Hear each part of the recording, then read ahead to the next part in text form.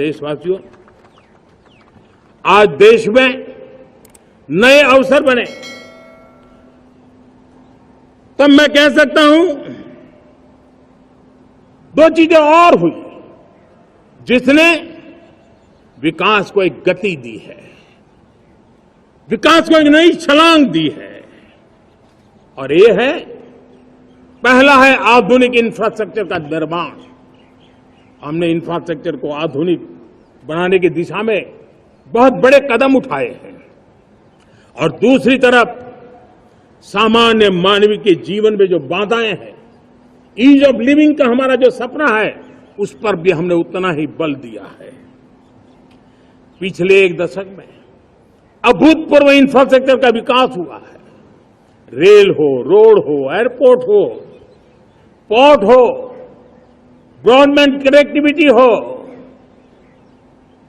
गांव-गांव नए स्कूल बनाने की बात हो, जंगलों में स्कूल बनाने की बात हो, दूर सुदूर इलाकों में अस्पताल बनाने की बात हो, आरोग्य मंदिर बनाने की बात हो, मेडिकल कॉलेजों का काम हो, आयुष्मान आरोग्य मंदिरों का निर्माण चलता हो, 60,000 से ज्यादा अमृत सरोवर बने हो, 2 लाख पंचायतों तक ऑप्टिकल फाइबर नेटवर्क पहुंचा हो, नहरों का एक बहुत बड़ा जाल बिछाया जा रहा हो, 4 करोड़ पक्के घर बनना, गरीबों को एक नया आश्रय मिलना, 3 करोड़ नए घर बनाने के संकल्प के साथ आगे बढ़ने की हमारी कोशिश हो। हमारा पूर्वी भारत, नॉर्थ ईस्ट, उसका इलाका आज इंफ्रास्ट्रक्चर के लिए जाने जाना लगा है। और हमने ये जो कायाकल्प किया है, उसका सबसे बड़ा लाभ समाज के उन वर्गों तक हम पहुंचे हैं जो ग्रामीण सड़कें वहां बनी है जिनकी तरफ कोई देखता नहीं था, जिस इलाकों को नहीं देखता था, जिन गांवों को नहीं देखता था।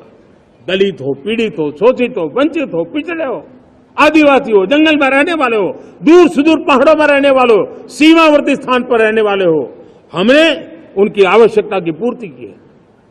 हमारे मछुआरे भाई बहनों की आवश्यकताओं को पूरा करना, हमारे पशुपालकों के जीवन को बदलना, एक प्रकार से सर्वांगीण विकास का प्रयास हमारी नीतियों में रहा, हमारी नीयत में रहा है, हमारे रिफॉर्म में रहा है, हमारे कार्यक्रमों में रहा है, हमारी कार्यशैली में रहा है।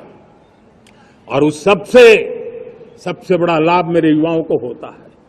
उनको नए नए अवसर मिलते हैं, नए नए क्षेत्र में कदम रखने का उसके लिए संभावनाएं बन जाती है।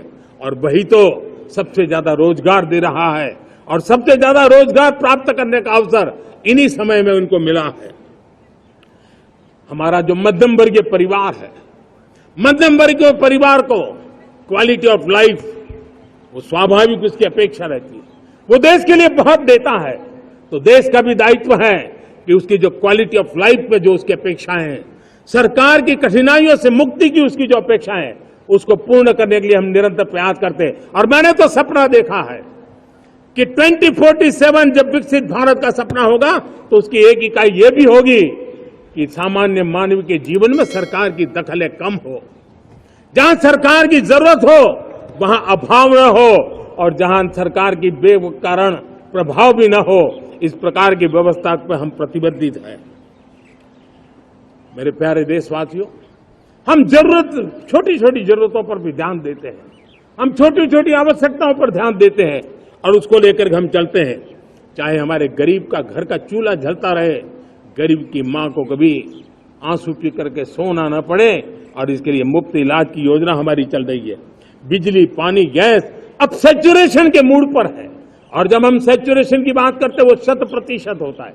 जब सैचुरेशन होता है तो उसको जातिवाद का रंग नहीं लगता है। जब सैचुरेशन होता है तो उसमें पांथिकता का रंग नहीं लगता है।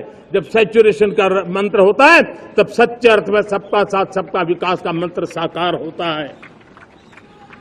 अगर आप ये वीडियो YouTube पर देख रहे हैं तो हमारे चैनल को सब्सक्राइब करें और बेल आइकन को दबाना ना भूलें। अगर आप Facebook पर ये वीडियो देख रहे हैं तो हमारे पेज को लाइक करें।